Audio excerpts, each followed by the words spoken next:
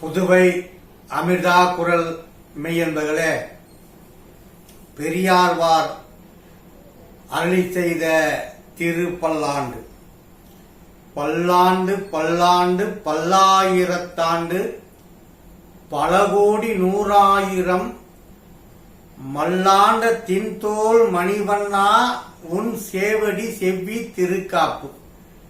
இதுதான் நம்முடைய பெரியாழ்வார் முதலிலே அருளி செய்த தமிழ் 4000 திவ்ய பிரபந்தம்.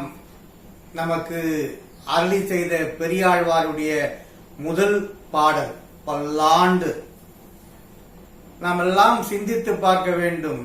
இதை சில தினங்களுக்கு முன்னால் நாம் அதை கேட்கின்ற போது எனக்கு உள்ளபடியே தமிழ் அந்த அளவுக்கு எனக்கு படிப்பு அறிவு இல்லை என்றாலும் இதை பாடுகின்ற பொழுது கேட்கின்ற பொழுது உள்ளமெல்லாம் பூரிக்கிறது. எப்படி இவர்கள் சிந்திக்கிறார்கள் என்று நாம் பார்க்கின்ற பொழுது உள்ளபடி மகிழ்ச்சி வருகிறது. பல்லாண்டு பல்லாண்டு, பல்லாயிரத்தாண்டு, பல கோடி நூறாயிரம், மல்லாண்ட தின் தோல் மணிவண்ணா உன் சேவடி செவ்வி திருக்காப்பு. நாம் எல்லாம் சிவபுராணத்தை சிறுவயதிலிருந்து கேட்டிருப்போம். அந்த சிவபுராணம் போன்றதுதான் இந்த பல்லாண்டு என்று எனக்கு தோன்றுகிறது. மாணிக்க வாசகர் இயற்றினாரே திருவாசகம், அந்த திருவாசகத்துடைய சிவபுராணம் நமச்சிவாய வாழ்க, நாதம் தாழ்வாழ்க, இமைப்பொழுதும் எண்ணெஞ்சில் நீங்காதான் தாழ்வாழ்க, கோகழியாண்ட குருமனிதன் தாழ்வாழ்க, ஆகமும் ஆகி நின்று அன்னிப்பான் தாழ்வாழ்க என்று இறைவனை வாழ்க என்று சொன்னார். அவருடைய திருவடி வாழ்க, நமச்சிவாய எம்பெருமான் வாழ்க.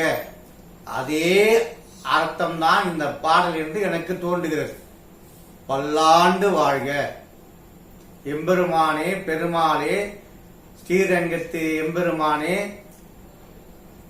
அதே போல நம்முடைய குருவாயூர் இருக்கின்ற எம்பெருமானே, திருப்பதியில் இருக்கிற திருவேங்கடமே, நீ பல்லாண்டு வாழ்க. அந்த பல்லாண்டு பக்கத்துல வாழ்க போட்டு வேண்டியதுதான். பல்லாண்டு வாழ்க, பல்லாண்டு வாழ்க, பல்லாயிரத்தாண்டு வாழ்க, பல கோடி நூறாயிரம் வாழ்க. பல்லாண்டு வாழ வேண்டும்,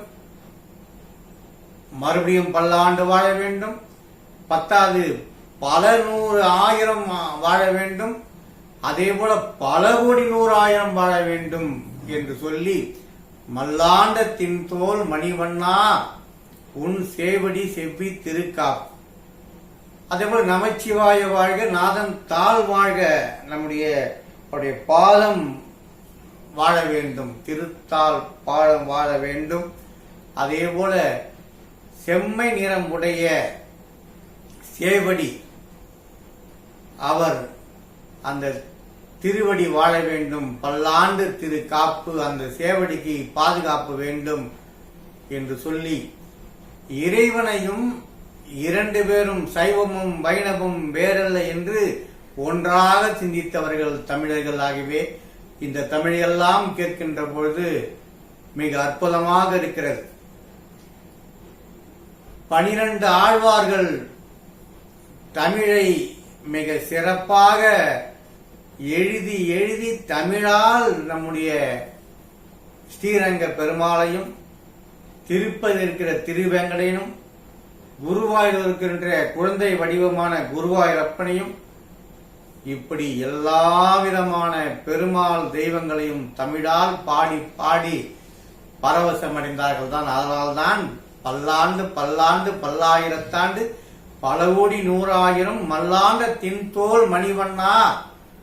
அதே போல பல மல்வுத் வீட்டு வீரர்களைப் போல தோளுடைய பல பேரை வெற்றி கொண்ட அந்த தோல் மணிவண்ணா, நீ உன்னுடைய தோளும் வாழ வேண்டும். ஏனென்றால் உன் மீது எல்லோரும் பொறாமைப்படுகிறார்கள். இப்பேற்பட்ட தோல் வலிமையான தோல், அந்த பொறாமையால் உனக்கு எதுவும் ஆகிவிடக்கூடாது. அதே போல சேவடி, உன்னுடைய சிவந்த திருவடி, அதுவும் அதுவும் பார்ப்பதற்கு மிக அழகாக இருக்கிறது. அந்த திருவடியும் வாழ வேண்டும். இப்படி இறைவனையே வாழ்க என்று சொன்ன தமிழினத்தில் பிறப்பதில் நாம் பெருமை கொள்ள வேண்டும். ஆகவே நம்முடைய முன்னோர்கள் அந்த தமிழால் இறைவனை பாடினார்கள்.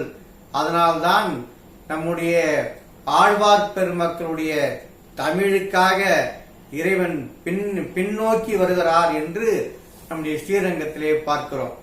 அப்பேற்பட்ட தமிழை நாம் படிக்க படிக்க உள் அர்த்தம் நமக்கு புரியவில்லை என்றாலும் இந்த அடுக்குமொழி பாருங்க, பல்லாண்டு பல்லாண்டு பல்லாண்டு, பல கோடி நூறாயிரம், மல்லாண்டத்தின் தோல் மணிவண்ணா உன் சேவடி செவ்வி திருக்காப்பு என்று அந்த அடுக்கு மொழியாக எதிரை மொழியோடு எழுதி தமிழால் வணங்கிய ஆழ்வார் பெருமக்களையும் நாயன்மார்களையும் நால்வர் பெருமக்களையும் இந்த தரத்தில் வணங்கி தமிழ் வாழ்க. தமிழுடைய 4000 திவ்ய பிரபந்தம் படிக்க முடியவில்லை என்றாலும் சிறு சிறிய பாடல்களை இந்த 4 வரியில் சிறப்பாக தமிழால் இறைவனை வணங்கிய பெரியாழ்வாரையும் வணங்கி ஆழ்வார் பெருமக்களும் நால்வர் பெருமக்களும் நாயன்மார்களும் ஆண்டாள் நாச்சியாரும் இந்த தமிழோடு இறைவனை வணங்கினார்கள். அந்த திருப்பல்லாண்டிலே 2வது பதிகமாக பாசுரமாக நாம் பார்க்கின்ற போது அடியோமோடும் நின்னோடும் பிறவின்றி 1000 பல்லாண்டு வடிவாய் நின் வள மார்பினில் வாழ்கின்ற மங்கையும் பல்லாண்டு வடிவார் சோதி வளத்துறையும் சுடராழியும் பல்லாண்டு படைப்போர் புக்கு முழங்கும் அப்பாஞ்ச சன்னியமும் பல்லாண்டே. எங்கள் வாழ்வும் எங்கள் வளமும் மங்காத தமிழென்று சங்கே முழங்கி என்று சொன்னாரே நம்முடைய புரட்சி கவிஞர் பாரதிதாசன் போல இந்த சங்கு எப்படி ஒலிக்கிறது? படைபோர் புக்கு முழங்கும் அப்பாஞ்ச சன்னியமும் பல்லாண்டே. அதே போல அந்த படை எல்லோரும் படைக்கு தயாராக இருக்கிறார்கள், போர் வீரர்கள் தயாராக இருக்கிறார்கள்.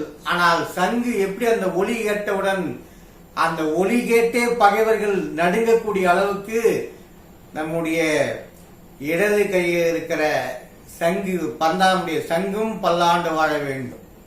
அடியோமோடும் நின்னோடும் என்றால் நான் மட்டுமல்ல, அடியாரும் என்னை போன்ற அடியாரும் திருமாலை வணங்குகிற பெருமாளை வணங்குகிற அடியாரும் நின்னோடும் பிரிவின்றி 1000 பல்லாண்டு.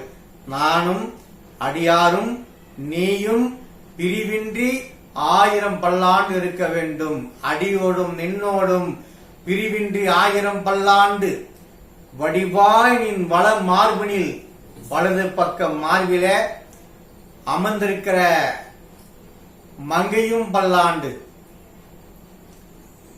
வடிவாய் நின் வள மார்பினில் வாழ்கின்ற மங்கையும் பல்லாண்டு என்றால் நம்முடைய லட்சுமி இங்கே நம்ம மார்பிலே குடிகொண்டிருக்கிறாள், திருமாலுடைய மார்பிலே. அந்த மங்கையும் பல்லாண்டு வாழ வேண்டும். நானும் பல்லாண்டு வாழ வேண்டும். அடியாரும் பல்லாண்டு வாழ வேண்டும். நீயும் பல்லாண்டு வாழ வேண்டும். அழகாய் அமர்ந்திருக்கிற லட்சுமியும் பல்லாண்டு வாழ வேண்டும். வடிவார் சோதி வளத்துறையும் சுடர் ஆழியும் பல்லாண்டு. ஆழி என்றால் சக்கரம். சக்கரம் வலது கையிலே சக்கரம் சுழன்று சுழன்று சூரிய ஒளி பேரொளி வீசுகின்ற அந்த சக்கர ஆழ்வார், சக்கரத்தாழ்வார் என்று சொல்வார்கள். சக்கரம் தான் போரிலே சென்று வெற்றியை குவிக்கும். சக்கரத்தை விட்டா உடனே எதிரிகளை சாய்க்கக்கூடிய 1000 சூரியனுக்கு சமமான இருக்கிற ஒளி தரக்கூடிய வட்ட ஒளி இருக்கிற சக்கரமும் பல்லாண்டு வாழ வேண்டும். படைபோர் புக்கு முழங்கும் அப்பாஞ்ச சன்னியமும் பல்லாண்டு என்றால் படை தொடங்குவதற்கு முன்னால் மிக அருமையாக நம்முடைய கண்ணதாசன் எழுதியிருப்பார். பாரத போர் முடிக்க சங்கை எடுத்தான்.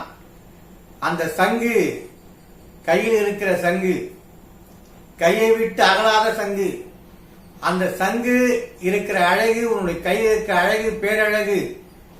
அந்த சங்கு எப்படி படை நடந்து படை இருக்கிற இடத்தில் அந்த சங்கு ஒளி கேட்டு எதிரிகள் நடுங்க வைக்கிற அந்த சங்கு ஒளியும் பல்லாண்டு என்று சொல்கிறார் என்றால், அடியாரும் பல்லாண்டு வாழ வேண்டும், நீயும் பல்லாண்டு வாழ வேண்டும், உன் வலது மார்பிலே அமர்ந்திருக்கிற லட்சுமியும் பல்லாண்டு வாழ வேண்டும், உன் கையில் இருக்கிற சக்கரமும் பல்லாண்டு வாழ வேண்டும், படை நடத்துகிற ஒளி சங்குலி ஊசுகிற அந்த அப்பாஞ்சன்னியமும் பல்லாண்டு வாழ வேண்டும் என்று ஆசைப்படுகிறார்.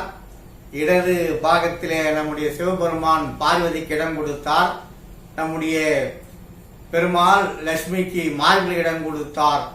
ஆகவே எல்லா தெய்வங்களும் வணங்குகிற அடியார் பெருமக்களும் நாயன்மார்களும் நால்வர் பெருமக்களும் இப்படி ஆழ்வார் பெருமக்களும்